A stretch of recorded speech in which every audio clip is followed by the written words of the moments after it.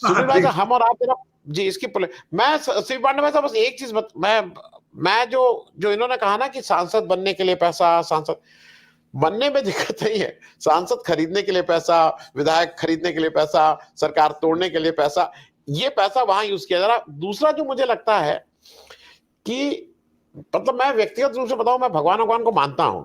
इन्होंने बजरंगबली को बुलाया था कर्नाटक में, तो बजरंगबली ने आके तो नली तो तोड़ ही दी इनकी कर्नाटक में। अब इन्होंने राम जी को यहाँ अयोध्या में बुलाया, तो मुझे तो लगता है कि राम जी ने आके इससे बड़ा मतलब बीजेपी को ये चोट इससे बड़ी नहीं हो सकती है। अब उसका वोट ना दे कोई, वो अलग बात है, वोट में क्या फर्क पड़ेगा। मैं इसका पॉलिटिकल, क्योंकि नैरेटिव जो बना है कि बीजेपी ने अनकॉन्स्टिट्यूशनल काम किए हैं, सरकार ने गैर संवैधानिक काम किए हैं, ये सुप्रीम कोर्ट ऑफ इंडिया कह रहा है, जोर जोर से अपने न्याय को कह रहा है। तो पहले तो मैं जरा आपसे ये समझ लूं कि इसका, हालांकि सरकार चाहेगी इस पर डिस्कशन ना हो, आजकल में कोई नया और विवाद खड़ा हो जाए, किसानों का कुछ विवाद और चल ही रहा है, इसकी मियाद कम से कम रहे। लेकिन आपको क्या लगता है जो डैमेज होना है वो तो हो चुका है, अब उसमें ये जैसे भी करें, क्योंकि ये चाहेंगे नहीं लोगों के नाम बाहर आए, क्योंकि नाम बाहर आएंगे सुनील भाई तो एक चीज और बता दीजिए, उसपे बहुत से ऐसे लोग होंगे जिन्होंने बैंक से, जिनका जो डिफॉल्टर है बैंक के, जो भागे हुए हैं, ये तो अगर पीएम केयर फंड खुल जाएगा तो उसमें तो ऐसे तमाम नाम है। तो इस पे एक ओवरऑल आज आपको क्या लगा कि हालांकि कुछ तो भाई रोशनी की नजर आई, हम लोगों को लगा कि नहीं कोर्ट अभी जिंदा है। सुनील भाई। धन्यवाद आनंद जी। एक तो इस अभियान में लगे हुए जितने लोग हैं, प्रोफेसर छोकर साहब सहित गुलाटी साहब ने जितने लोग, वो बधाई के पात्र है। एक लंबी लड़ाई, सरकार के खिलाफ लड़ाई और मजबूती के साथ लड़ाई इन लोगों ने लड़ी।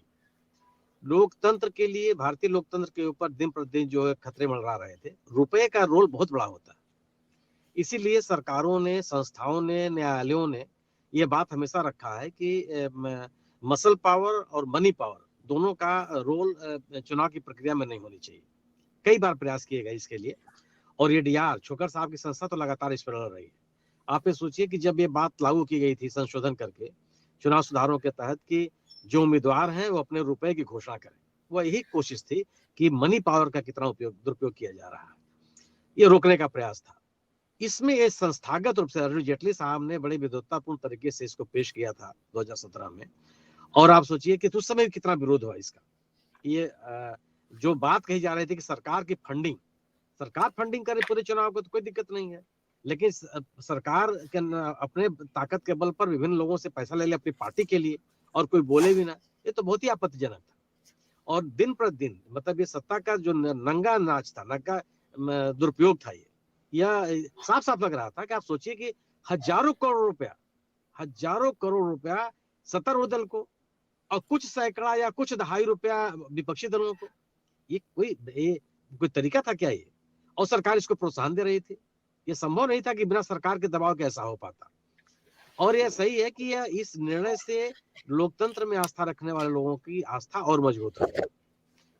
रूल ऑफ लॉ जिसकी बात कही छोकर साहब ने, निश्चित रूप से उसके प्रति लोगों के मन में आस्था बढ़ी है। बहुत बहुत बड़ा जजमेंट है यह, भारतीय न्याय इतिहास का बहुत बड़ा निर्णय है, इससे कोई इनकार नहीं कर सकता। ये छोटी मोटी घटना नहीं थी। जबकि इस समय लगातार जब सर्वोच्च न्यायालय के बारे में आरोप लगने लगे थे, लोगों के मन में भ्रांतियां होने लगी थी कि सरकार के पक्ष में तमाम तरह के निर्णय हो रहे थे, लोगों को बहुत निराशा हाथ लगी थी। लेकिन ये दो न्यायालय, बिल्किस बानो का मामला और ये तत्काल का मामला, क्योंकि ये तो देश के भविष्य के साथ का मामला है। सरकार, आप चुनाव लड़ने के लिए पैसा, आप याद कीजिए, हम अब तो परंपरा ही खत्म हो गई। हमने अपने विद्यार्थी जीवन में चंद्रशेखर जी को सभाओं में पैसा मांगते हुए देखा है कि भाई चंदा दीजिए, हम चुनाव कैसे लड़ेंगे। मीटिंग करते थे, वही लगते अपने धोती फैला के पैसा मांगने लगते थे लोगों से। वो तो परंपरा ही बंद हो गई। घरों पे हमने अपनी आंख से देखा और आपने भी देखा होगा कि घरों पे पॉलिटिकल पार्टी के लोग चंदा लेने के लिए आते थे कि साहब चंदा दीजिए, पार्टी चलाना है। अब किसी काम के लिए कोई पैसा नहीं मांगता, गोया कि पूंजीपतियों का हस्तक्षेप इतना बढ़ गया। और यह जो नाम सार्वजनिक करने का मसला है, ये सामान्य बात नहीं है। इसलिए महत्वपूर्ण बात यह है कि आपने पैसा लेकर के उनको कितनी राहतें दी। अगर आपने यह संशोधन किया कि किसी भी पूंजीपति को पोर्ट या हवाई अड्डे के संचालन की एक निश्चित संख्या थी, 3 की संख्या थी, उससे अधिक नहीं दिया जाएगा। अगर यह सीलिंग खत्म की गई तो क्यों खत्म की गई? अगर यह किसको लाभ पहुंचाने के लिए किया गया? जो लोग बैंकों के में अपने आप को दिवालिया घोषित कर दिए और लेकिन सत्तारूढ़ दल को चंदा दे रहे थे वो, और सत्तारूढ़ दल उनसे चंदा ले रहा था नियमों में संशोधन करके तरह के लाभ पहुंचाए गए, ये तमाम बातें सामने आ जाएंगी। माने जो सत्ता का दुरुपयोग था वो खुल करके सामने आएगा। और कम से कम जो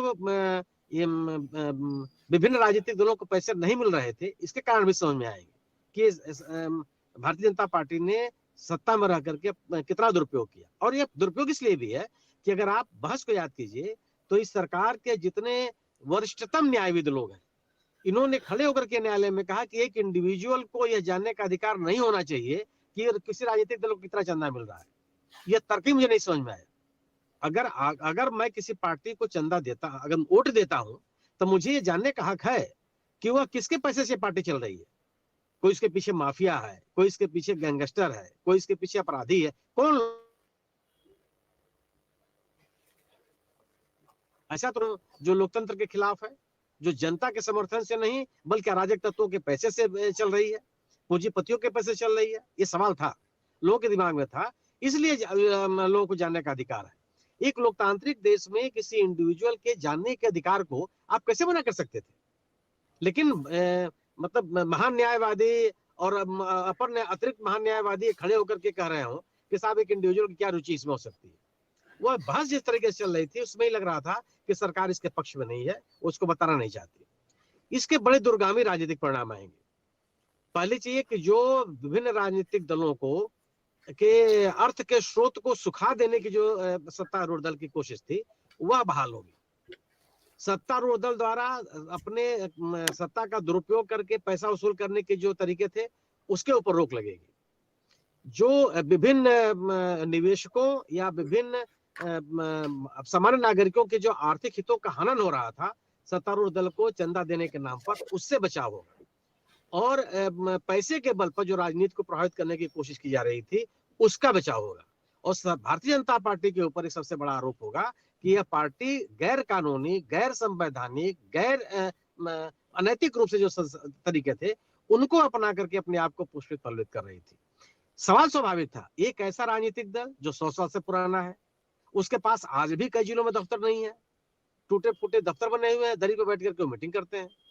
और एक ऐसी पार्टी जो पिछले 20 साल से सत्ता में है, उसके हर राज्य में, हर जिले में एक बड़ी बड़ी कार्यालय बन गए। ये पैसा कहां से आया, किसने दिया? क्या इसकी जानकारी आम आदमी को नहीं होनी चाहिए? तो पैसा इनके पास आ रहा था, उस पैसे के नाम पर सरकारों को गिराने। आप सोचिए ना कि बीजेपी ने चुनाव को कितना महंगा कर दिया, और इसके लिए हमको आपको कोई शोध करने की आवश्यकता नहीं है। बीजेपी और अन्य राजनीतिक दलों ने सर्वोच्च न्यायालय में जो अपने पैसे के खर्च के बारे में विवरण दिया है वही बताता है कि कितने हजार करोड़ रुपए बीजेपी ने चुनाव में खर्च किए और कितने दहाई या कितने सैकड़ा रुपया अन्य दलों ने खर्च किए। अगर आप कई हजार करोड़ रुपया चुनाव में खर्च करेंगे तो चुनाव तो महंगा हो जाएगा, क्योंकि राजनीतिक दलों के ऊपर तो कोई रोक है नहीं। और अगर आप एक राजनीतिक दल अपना पैसा खर्च करता जाएगा तो निश्चित रूप से जो छोटे दल हैं जिनके पास चंदे की राशि बहुत कम है वह इस चुनाव का मुकाबला नहीं कर सकते। सामान्य आदमी के बूते के बाहर हो गया था चुनाव। तो यह जानकारी भी होगी लोगों के पास कि आखिर इतना महंगा चुनाव कैसे हुआ।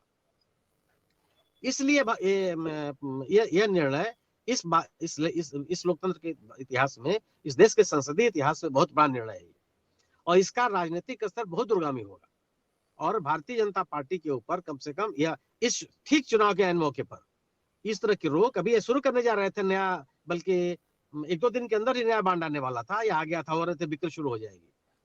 और यह 2024 के पहले का जो ये रोक है बांड के ऊपर, यह बहुत बड़ा झटका होगा बीजेपी के ऊपर, क्योंकि बीजेपी के तामझाम में बहुत बड़ा रोल पैसे का है। पैसा खूब खर्च करते हैं, जम के खर्च करते हैं चुनाव में और लोगों को प्रलोभन देने में। इस कारण से जब आपका भी जब अन्य दलों की भी वो स्थिति आएगी तब बात समझ में आएगी कि आखिर है कहाँ। तो मेरा अपना मानना है कि चुनाव की प्रक्रिया में संशोधन या उसको बेहतर बनाने की जो एक गति है, इसमें एक बहुत बड़ा योगदान है सर्वोच्च न्यायालय का। और सर्वोच्च न्यायालय, क्योंकि इसमें कोई फट नहीं है, अगर आप निर्णय देखिए कोई फट, बहुत ही स्पीकिंग ऑर्डर है, बहुत ही सुलझा हुआ ऑर्डर है, बहुत ही कह सकते हैं कि एक बहुत ही कानून सम्मत ये ऑर्डर है, जो हर आदमी को समझ में आने वाला। तो यह इसका असर पड़ेगा चुनाव में, निश्चित रूप से मेरा मानना यह है। और जो गैर कानूनी गतिविधियां थी सत्तारूढ़ दल की, उस पर रोक लगेगी, और सत्तारूढ़ दल को इसके पक्ष में बचाव करने के लिए कोई रास्ता मिलेगा नहीं। आप इसको यह अंदेशा मुझे बिल्कुल नहीं है कि यह जो जानकारी सार्वजनिक करने के लिए सर्वोच्च न्यायालय ने कहा है, उस पर कोई रोक लग पाएगी, संभव नहीं है ये, क्योंकि एकदम स्पीकिंग ऑर्डर है, यह संवैधानिक कोर्ट का ऑर्डर है। तो यह तो सर्वोच्च स्टेट बैंक को यह जानकारियां पब्लिक करनी पड़ेगी।